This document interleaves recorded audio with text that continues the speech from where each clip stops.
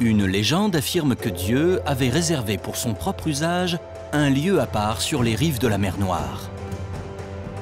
Mais un jour, il décida d'offrir cette terre au peuple qui y habitait pour le remercier de l'avoir invité à l'une de ses fêtes. Au fil des siècles, ce cadeau divin est devenu la Géorgie, bastion du christianisme en Orient. Un pays qui possède des traditions séculaires et une biodiversité étonnante.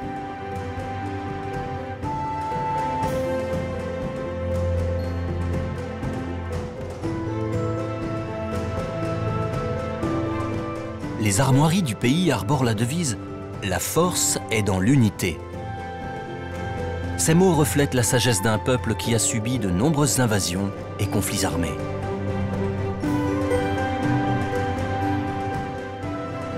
D'une superficie équivalente à l'Irlande, la Géorgie est une terre accueillante, tournée vers l'avenir et ouverte à l'Occident. C'est un pays du Caucase où l'on respire une joie de vivre très méditerranéenne.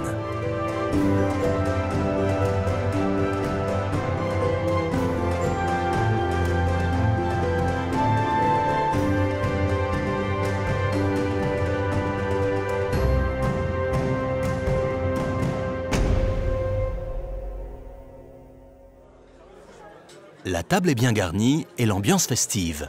Tout est prêt pour la supra, une très ancienne cérémonie présidée par le tamada, chargé de porter des toasts pleins de poésie et de sagesse.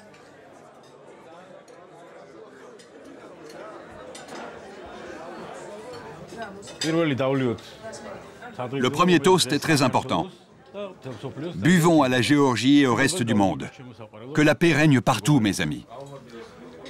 Qu'elle règne dans nos cœurs, dans le monde entier et dans notre pays bien-aimé.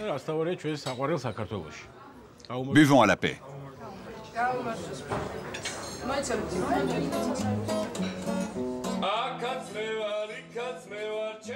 La coutume de porter des toasts lors d'un repas est revendiquée par les Géorgiens, ce qui n'est guère étonnant dans un pays où le vin fait partie des traditions culturelles les plus enracinées. Les grands vignobles de Kakheti, région située dans l'est du pays, témoignent de cette passion nationale.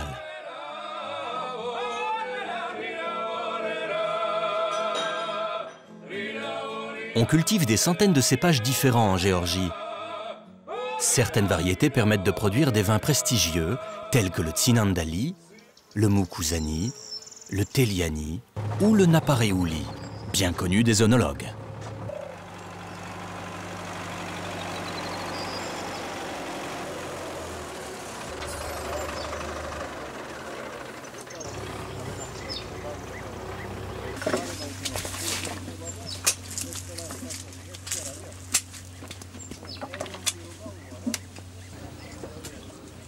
Cette reconnaissance mondiale dont jouissent les vins de Géorgie récompense les efforts de vignerons qui vendangent encore à la main et selon des traditions millénaires. Certaines découvertes archéologiques laissent supposer que la viticulture en Géorgie est l'une des plus anciennes du monde.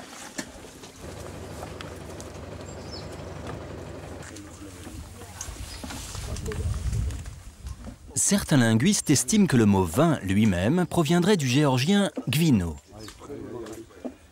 Et dans de nombreuses exploitations, les grappes sont encore foulées au pied pour éviter l'écrasement mécanique des pépins qui risquerait de donner un goût amer au breuvage.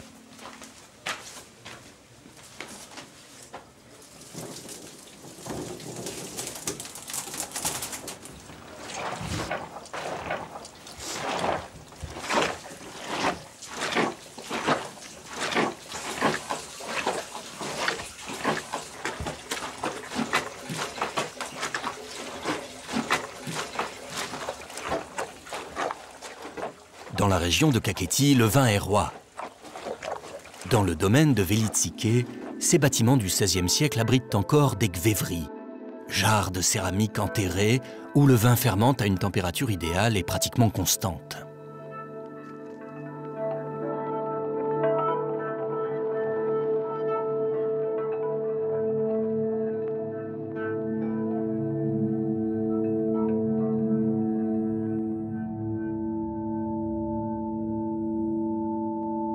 La découverte de grains de raisin fossilisés datant du néolithique et de récipients datant du IIIe siècle avant Jésus-Christ prouve que le vin joue un rôle de premier plan en Géorgie.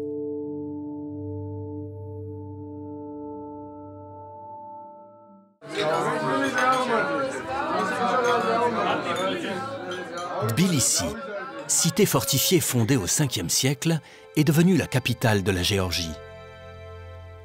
Elle est aujourd'hui la ville la plus peuplée du pays. Elle a souvent suscité l'admiration de visiteurs illustres comme Léon Tolstoï ou Alexandre Dumas. Située sur un emplacement stratégique, au carrefour entre l'Europe et l'Asie, Tbilissi a été conquise par de multiples envahisseurs comme les Perses, les Arabes ou les Turcs. Mais aucun d'entre eux n'a pu venir à bout de l'énergie créatrice de son peuple qui aime exprimer son identité à travers la danse.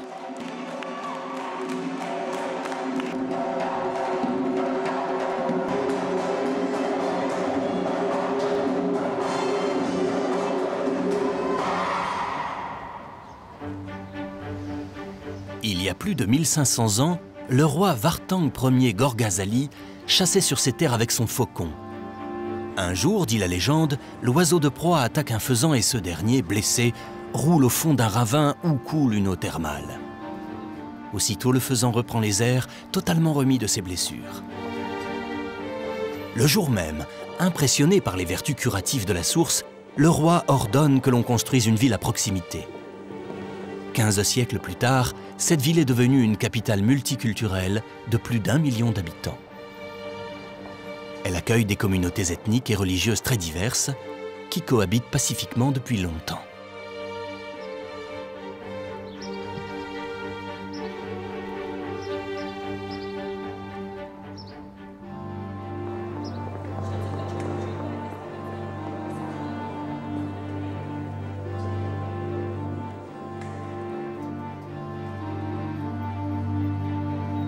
La population de la capitale géorgienne augmente plus rapidement que celle de toutes les autres villes du pays.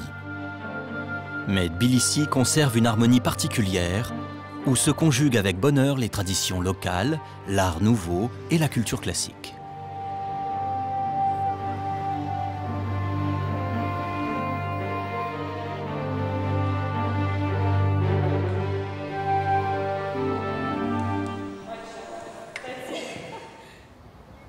Sous la forteresse de Narikala, dans le quartier d'Abanot ou Bani, on trouve des bains publics datant du XVIIe siècle. Les eaux thermales soufrées découvertes par le roi Vartang Ier ont donné leur nom à la ville, qui dans un premier temps s'est appelée Tpili, qui signifie eau chaude en ancien géorgien.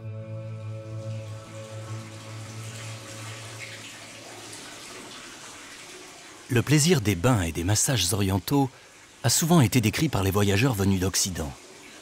L'écrivain moscovite Pouchkine écrit à ce propos « Je n'ai pas ressenti la moindre douleur, mais au contraire un apaisement merveilleux. La sensation est indescriptible et la mousse chaude enveloppe le corps, légère comme de l'air. »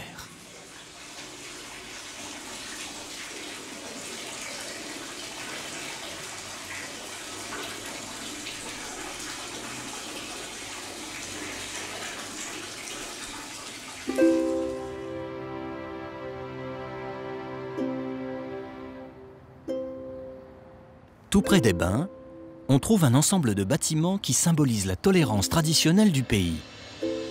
Voici l'une des seules mosquées du monde où sunnites et chiites prient ensemble.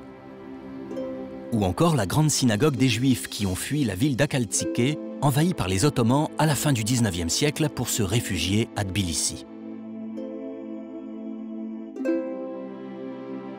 Ainsi que la Sioni, cathédrale orthodoxe de la Dormition, qui fut le siège du patriarcat de la Géorgie jusqu'à la construction de la Saméba, ou cathédrale de la Sainte Trinité. Non loin se dresse l'église arménienne de Saint-Georges, où est enterré le poète Sayat Nova, surnommé le roi des chansons, et l'église catholique de l'Assomption.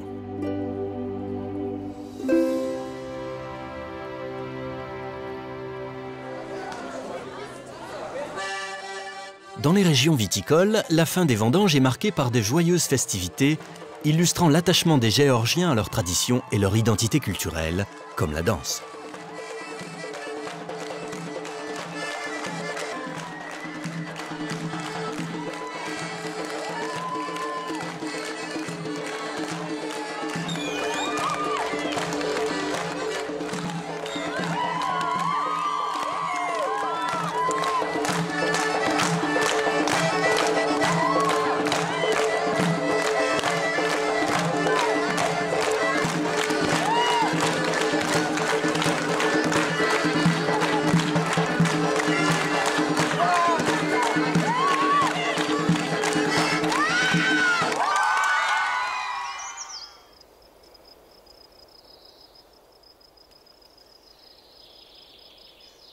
La vallée d'Alazani, dans la région de Kakheti, jouit d'une renommée mondiale grâce à la production de vins prestigieux.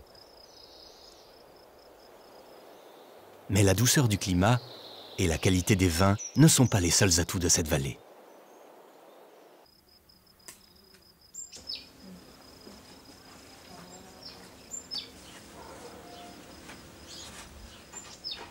Dans les fermes de l'Alazani, les femmes confectionnent encore le choti, une sorte de pain allongé, cuit dans un four cylindrique.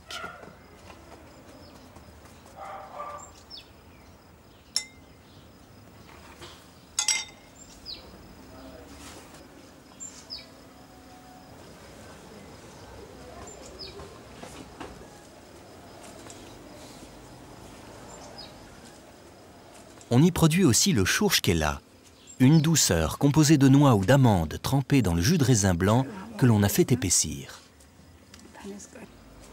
Puis, on suspend les chourchkela pour les sécher.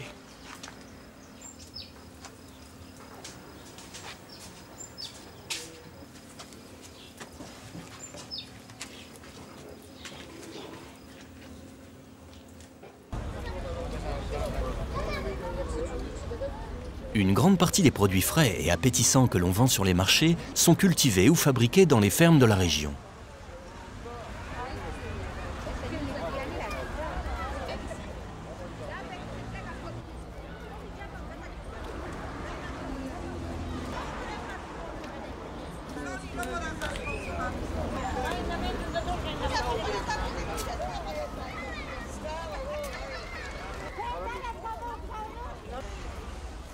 Très accueillants avec les visiteurs, les Géorgiens n'hésitent pas à faire partager leur enthousiasme.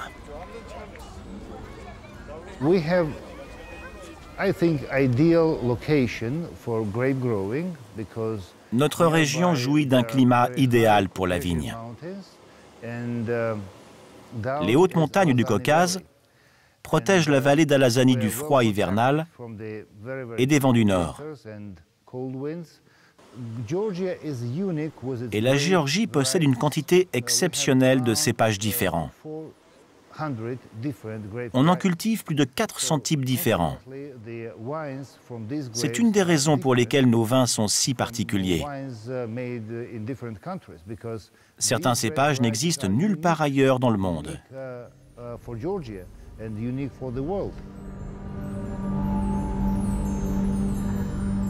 Signagi est l'une des plus petites villes du pays, mais elle est entourée d'importantes fortifications.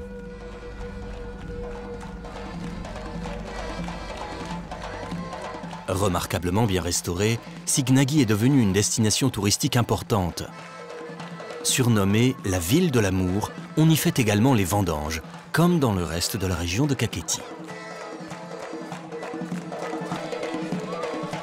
On y danse, comme partout ailleurs dans le pays.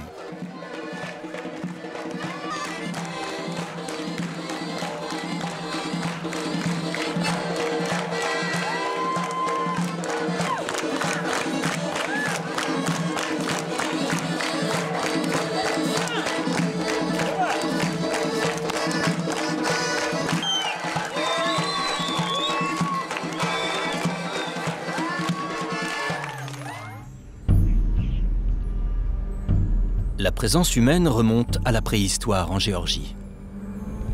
Au sud de Tbilissi, on a trouvé les ossements de l'Homo georgicus. Il s'agit, en l'état actuel des connaissances, du premier hominidé à s'être aventuré hors d'Afrique.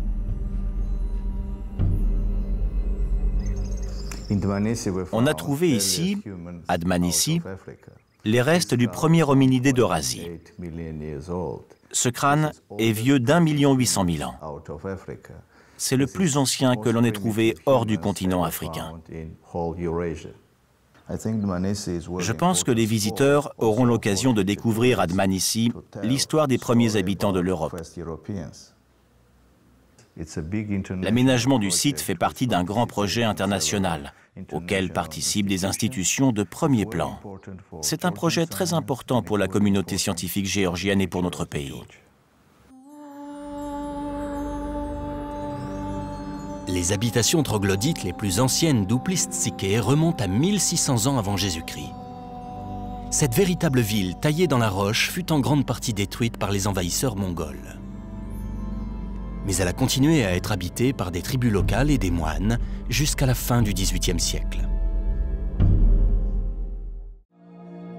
Le monastère de Jvari fut construit sur la colline où, dit-on, Sainte Nina fit ériger une croix de bois symbolisant la conversion de la Géorgie au christianisme. La légende affirme que Sainte Nina est arrivée à Mtskheta, la capitale du royaume, au IVe siècle. La reine, miraculeusement guérie par les prières de Nina, se convertit au christianisme et fit construire la première église de Géorgie, Svetitskhoveli, qui devint ensuite une cathédrale.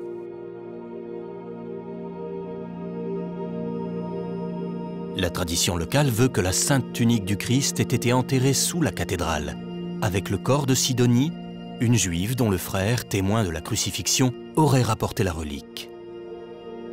Un énorme cyprès aurait poussé sur la tombe de Sidonie, mais lors de la construction de l'église, l'arbre aurait été coupé. Grâce aux prières de Sainte Nina, le tronc se serait redressé pour devenir l'un des 7 piliers de l'église.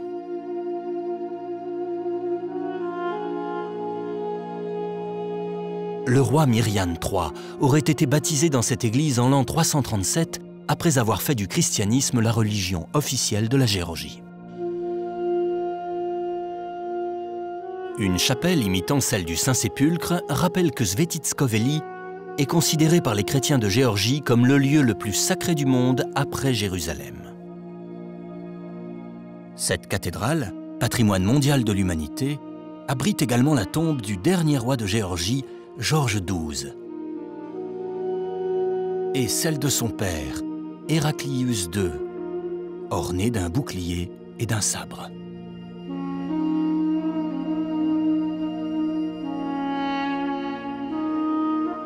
On y trouve aussi un cercle des signes du zodiaque, entourant la figure du Christ, des fresques du XIIIe siècle et le monument funéraire consacré à Sainte Sidonie.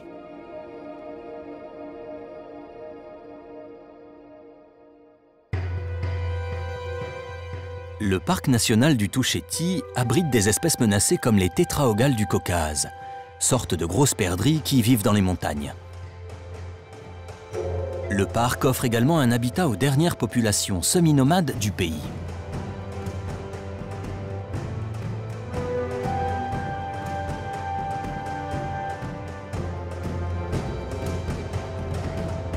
Le Touchéti, dans le nord-ouest du pays, est l'une des régions les plus belles de Géorgie. La population isolée des villages de la région y parle un dialecte particulier. Les maisons à l'architecture simple conservent tous leurs cachets.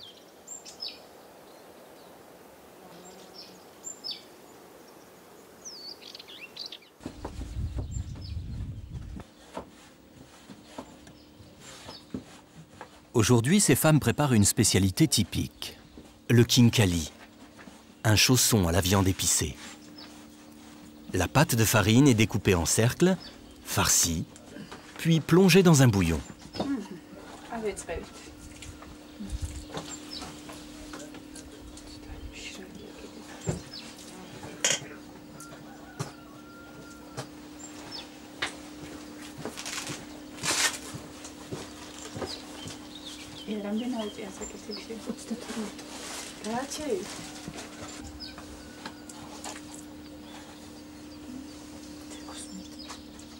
Les Géorgiens sont des gastronomes. Ce goût pour les plaisirs de la table est perceptible partout dans le pays. Pour s'en rendre compte, il suffit de visiter les marchés des grandes villes, où l'on trouve une variété de produits aptes à satisfaire les palais les plus exigeants.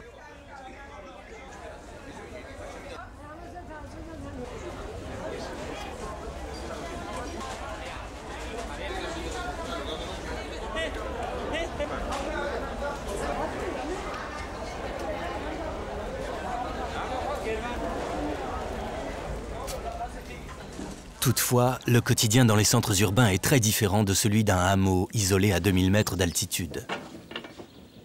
Seules 2 familles vivent à Chenako toute l'année. Les hivers y sont très rudes. Si bien que la plupart des habitants du Touchéti migrent vers les plaines tempérées de Kakheti. Les maisons, modestes et fonctionnelles, reflètent la capacité d'adaptation de leurs occupants saisonniers. Elles symbolisent la ténacité d'un peuple et illustrent le dicton géorgien selon lequel l'homme peut fleurir sur un caillou.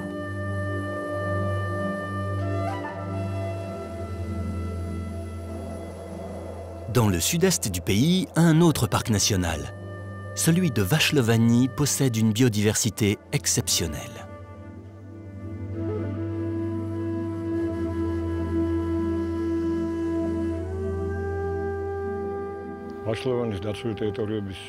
Une des raisons de la création du parc de Vashlovani est la présence de bois de pistachiers sauvages. L'âge moyen de ces arbres varie entre 500 et 600 ans. Mais certains pistachiers, comme celui-ci, sont âgés de 1000 ans. Le parc possède beaucoup d'espèces végétales et animales endémiques.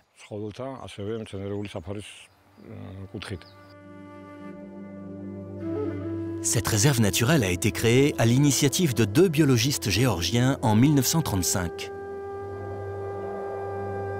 Récemment, elle a été équipée d'infrastructures permettant le développement de l'écotourisme.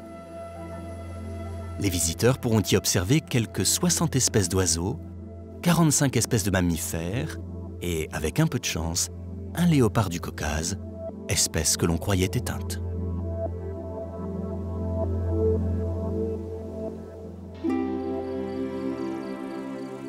David Gareja était l'un des 13 pères assyriens arrivés en Géorgie pour y prêcher le christianisme au VIe siècle. Cet illustre patriarche est enterré dans l'un de ces monastères creusés dans la roche. Sur sa tombe, on trouve une pierre qu'il aurait rapportée de son voyage en Terre Sainte. Cet ensemble de 19 monastères troglodytiques porte le nom de son fondateur et il est encore habité par des moines.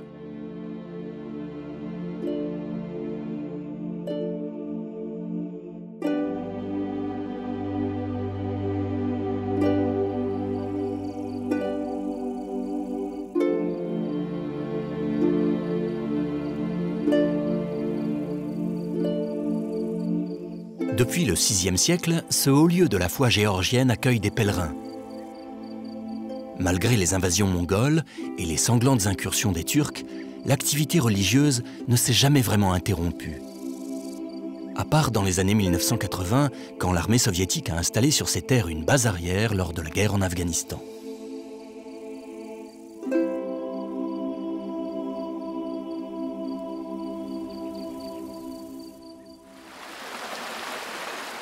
Dans la province de Samtske-Javakheti, sur les rives du fleuve Nkuar, Vartsia est un autre monument taillé dans la pierre.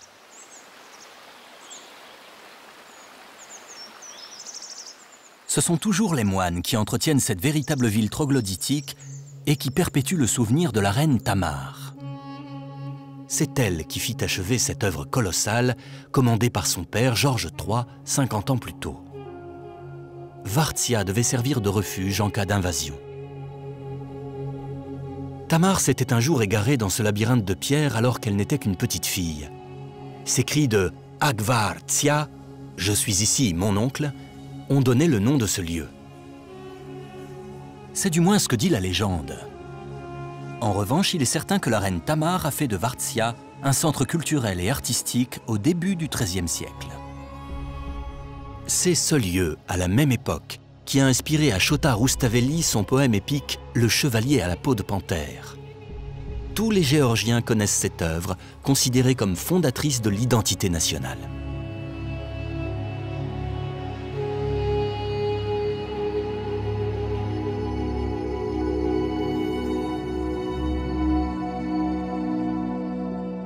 Chef-d'œuvre de l'architecture médiévale, le monastère de Gelati, près de la ville de Kutaisi, fut fondé en 1106 sous le règne de David IV, surnommé à juste titre le bâtisseur. Ce souverain tenait en effet à favoriser le rayonnement culturel de son pays. À cette fin, le roi David réunit à Gelati un groupe d'érudits célèbres, hommes de science, théologiens et philosophes, afin d'y créer une nouvelle Athènes. Unificateur de la Géorgie et artisan de son âge d'or, David IV s'éteint après un règne glorieux de 36 ans. En un geste d'humilité, il se fait inhumer à l'entrée de la cathédrale de Guelati pour que tous les Géorgiens qui y pénètrent marchent d'abord sur son corps. Plus près de notre époque, Joseph Djoukachvili, plus connu sous le nom de Staline, est une autre célébrité géorgienne. Il est né dans cette maison de la ville de Gori, et c'est dans ce wagon blindé qu'il a parcouru toute l'Union soviétique. Des souvenirs évoquant la vie du dictateur sont conservés dans le musée de la ville, fondé également par David le bâtisseur.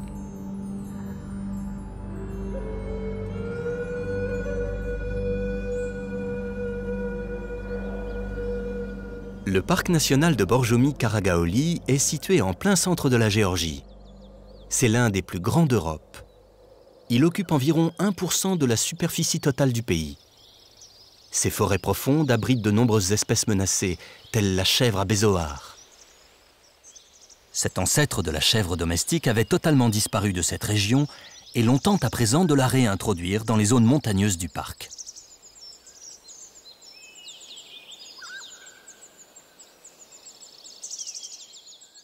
Le parc de Borjomi-Karagaoli, situé dans les montagnes du Petit Caucase, est la réserve naturelle la plus visitée de Géorgie.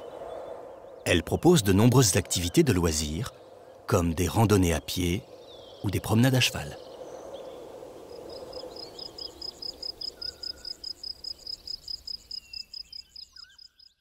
ბორჯომ-ხარაგაულის ეროვნული პარკი უდიდესია ევროპაში. 2006 წლიდან ბორჯომ-ხარაგაულის ეროვნული პარკი გახდა პანპარკების წევრი. Le nombre de visiteurs de Borjomi augmente tous les ans.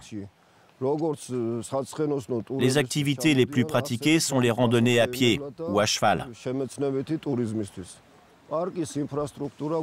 Les infrastructures du parc permettent d'organiser des promenades équestres de durée très variable, selon les disponibilités et le niveau des participants. Nous avons aussi des refuges où les randonneurs peuvent passer la nuit. Les 76 000 hectares du parc attirent de nombreux amoureux de la nature. On peut également visiter les villages voisins, célèbres pour leur architecture médiévale et les produits artisanaux qu'on y fabrique. Les habitants font souvent preuve d'une grande vitalité, à l'image de Catherine, qui est née en 1890.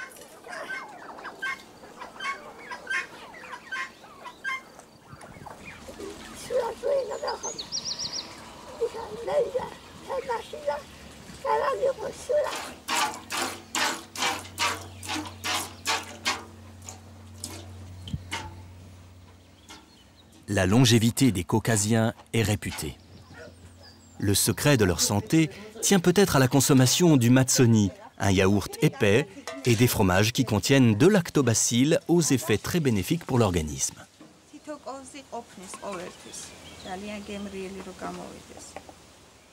Au début du XXe siècle, le prix Nobel de médecine Ilya Metchinov pensait que la consommation régulière de ces laitages expliquait l'espérance de vie élevée dont jouissent certains peuples d'Europe centrale.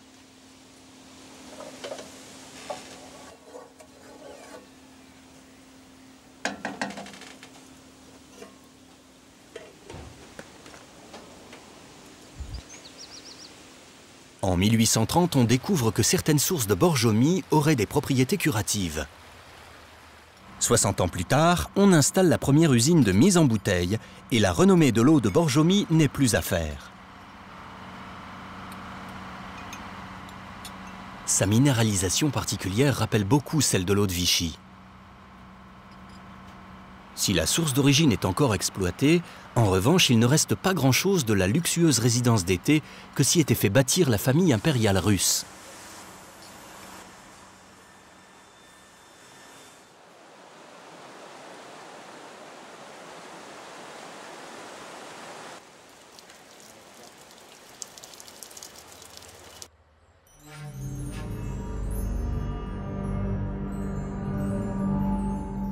En route vers la mer Noire, vers le col de Goderdzi, on rencontre souvent des clans semi-nomades.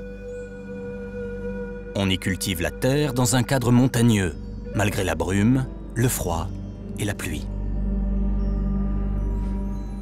En hiver, quand la neige couvre ces terres, les cultivateurs redescendent vers la région de Batumi, qui jouit d'un climat moins rude.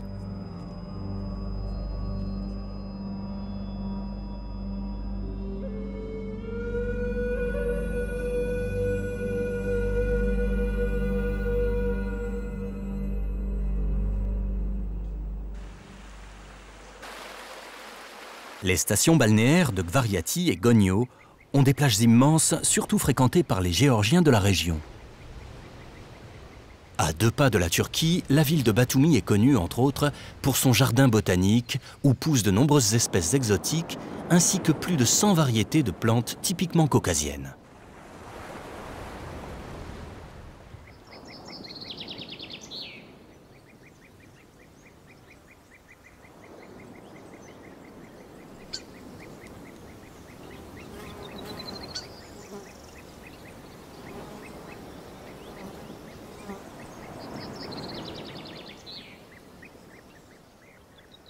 Le port de Batumi est une porte ouverte sur l'Europe à travers la mer Noire. Grâce à lui, la ville respire une ambiance cosmopolite.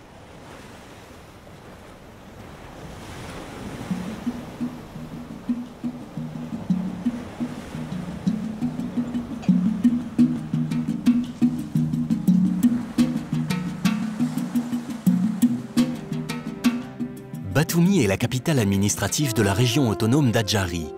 C'est là, selon la mythologie grecque, que Jason a conquis la Toison d'Or grâce à l'aide de Médée la magicienne, évoquée par une statue monumentale. Autour d'elle, monuments et fontaines s'illuminent la nuit venue.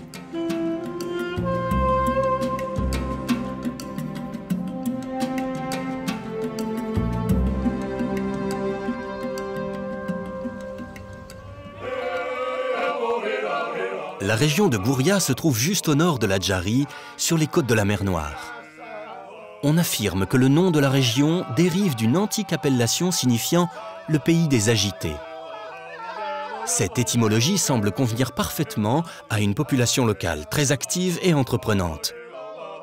Toutefois, ce sont surtout les chants polyphoniques, classés patrimoine de l'humanité, qui font la réputation de Gouria.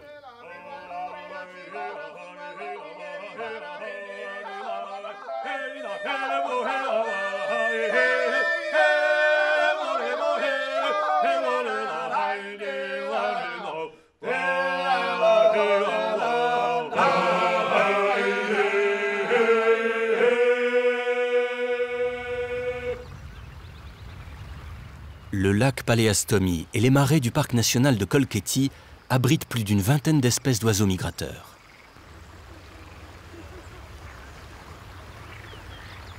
Les populations qui habitent ces zones marécageuses ont dû s'adapter à un écosystème hostile. En effet, les eaux stagnantes ont été pendant longtemps un foyer de maladies graves, telles que le paludisme.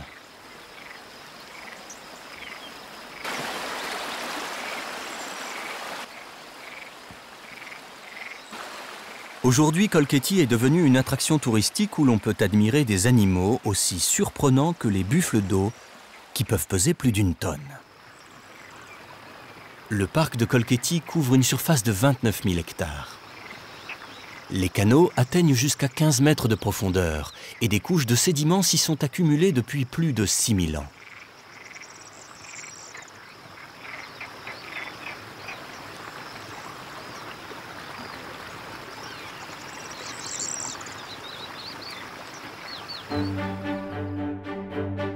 Le palais de Dadiani, à Zougdidi, appartenait jadis à une grande famille aristocratique géorgienne. C'est aujourd'hui un musée qui abrite une collection d'objets historiques dont bon nombre sont de style empire. En effet, la princesse géorgienne Salomé Dadiani avait épousé en présence de Napoléon III en 1868 le petit-fils du maréchal d'Empire Murat.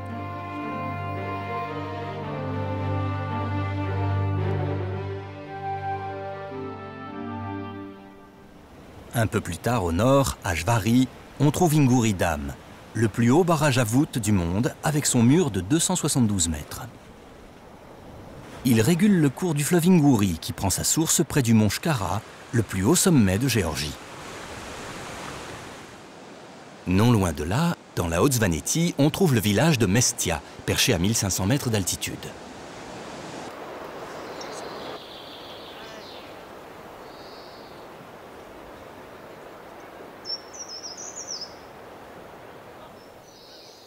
Durant de nombreux siècles, les hommes les plus puissants de Géorgie ont mis à l'abri leurs trésors dans l'inaccessible région de Svaneti. Aujourd'hui, certains de ces objets inestimables sont visibles dans un musée qui réunit une importante collection de pièces d'orfèvrerie et d'icônes produites entre le 9e et le 13e siècle.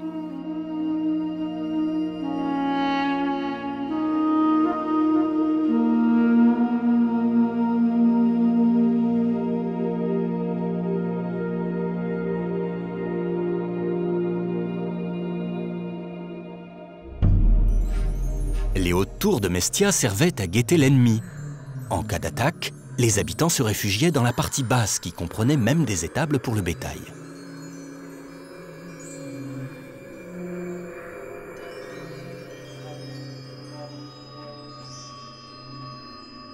Actuellement, ces demeures fortifiées sont toujours la propriété de familles locales. Depuis les tours, on peut contempler le massif du mont Oujba, qui culmine à 4700 mètres. Les alpinistes surnomment ce sommet le Cervin du Caucase.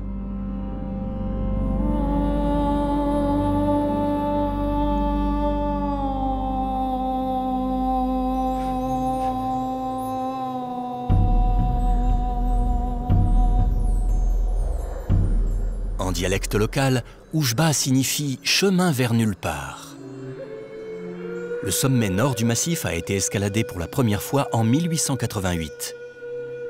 Et le sommet sud a été vaincu par une expédition helvéto-germano-autrichienne en 1903.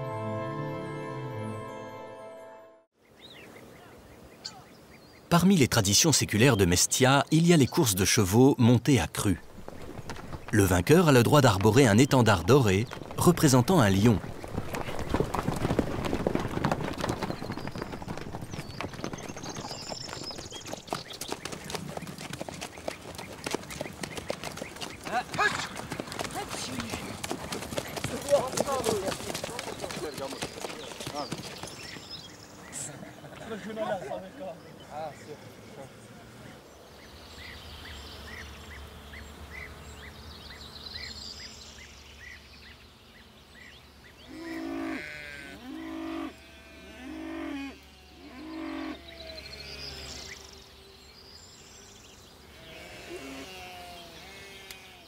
Les tours d'Oujgouli sont classées patrimoine mondial de l'humanité. Perché à 2200 mètres, ce village et les hameaux voisins, au pied du mont Shkara, abritent quelques 70 familles et constituent la plus haute localité d'Europe habitée en permanence.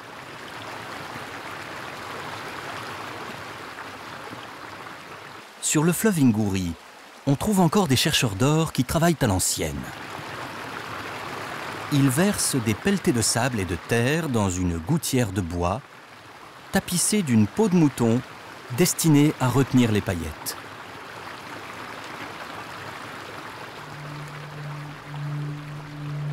Cette méthode ancestrale n'est pas sans évoquer la légende de Jason et des Argonautes, partis pour le royaume de Colchide. C'est là que le héros mythique parviendra à s'emparer de la toison d'or après avoir surmonté de terribles épreuves.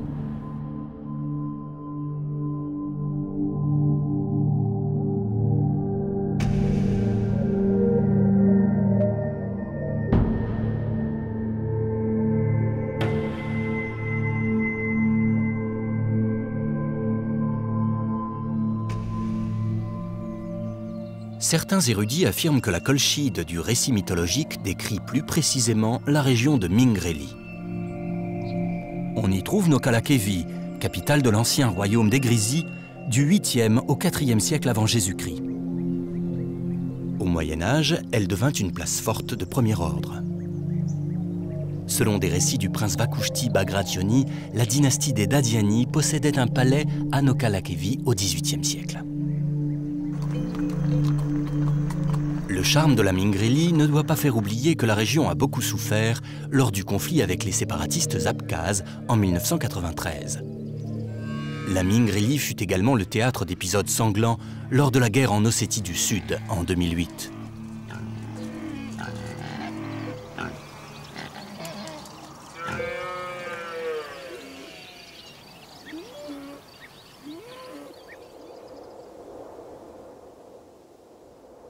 Chantilly surplombe les gorges d'Argouni, sur le versant nord de la chaîne du Grand Caucase. Sainte Nina y aurait prêché après la conversion du roi Myriane. Le paysage grandiose et l'état de conservation de cette citadelle médiévale perchée à 1400 mètres a servi de décor à de nombreux films.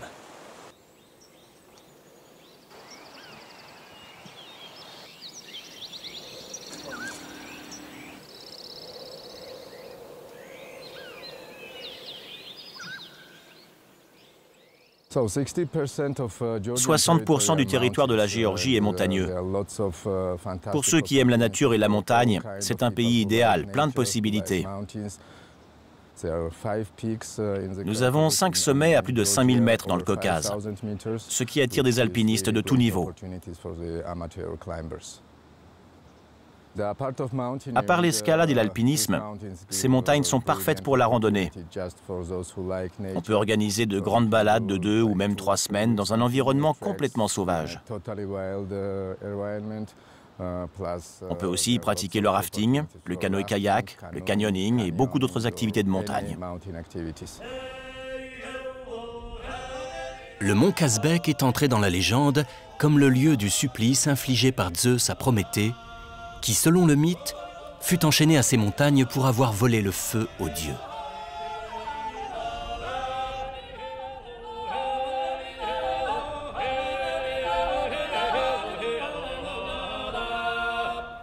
Près du mont Kazbek passe la route militaire géorgienne qui fut longtemps la principale voie de communication entre Tbilissi et la Russie.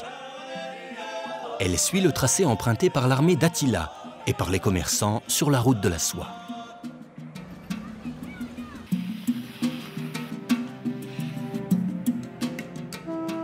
La Géorgie est aussi une destination de sports d'hiver.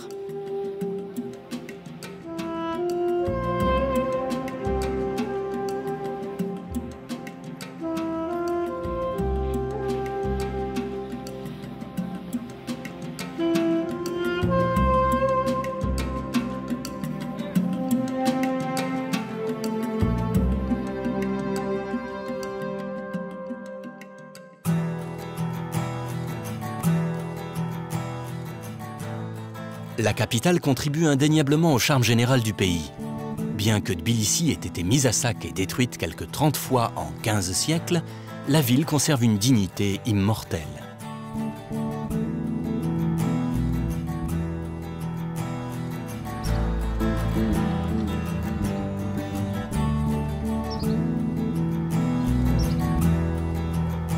Traversée par le fleuve Koura, Tbilissi est plus que la capitale de la Géorgie.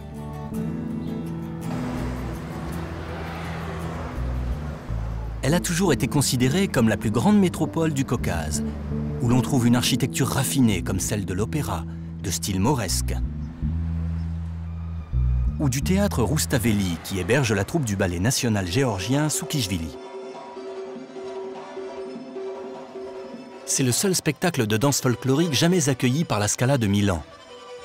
À cette occasion, la dernière danse fit l'objet de 3 rappels et le public ovationna debout les artistes géorgiens pendant plus d'1 quart d'heure.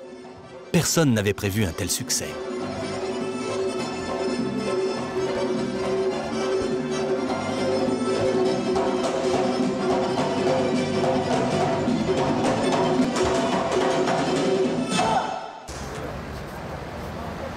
Tbilissi est une ville élégante et accueillante, peuplée par un peu plus d'1 300 000 habitants.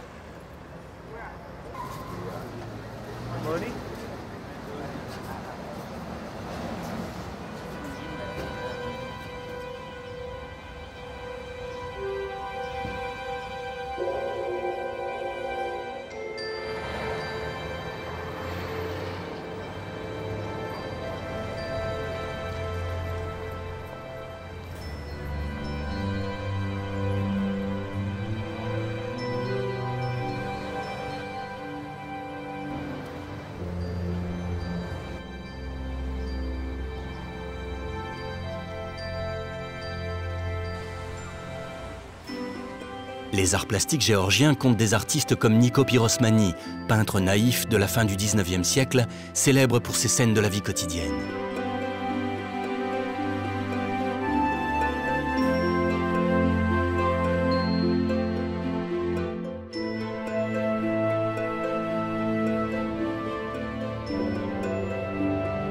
Tbilissi connaît une croissance importante. La ville change, mais elle garde son caractère pluriel et tolérant.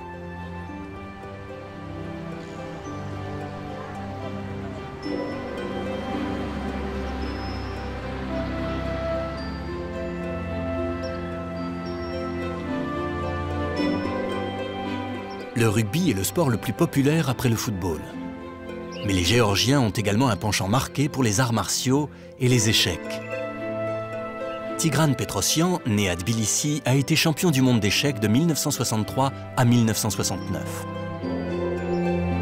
La décontraction, l'esprit ouvert et communicatif, le goût pour les bonnes choses sont autant de traits de caractère qui évoquent la Méditerranée chez ses habitants d'une république caucasienne.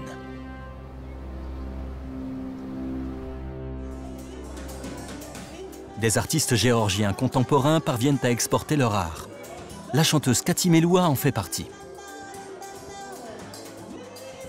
Mais à Tbilissi, c'est surtout le jazz qui capte et exprime la vitalité de la ville au sein de nombreux clubs.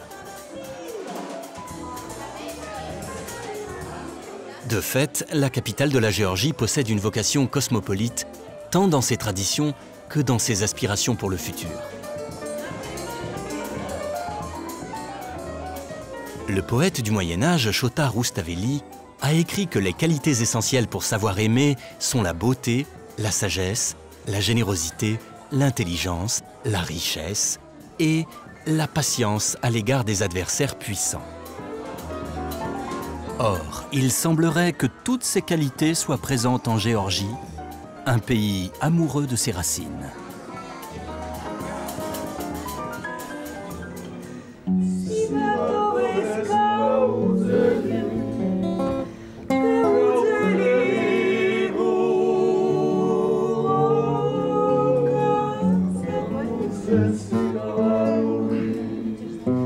See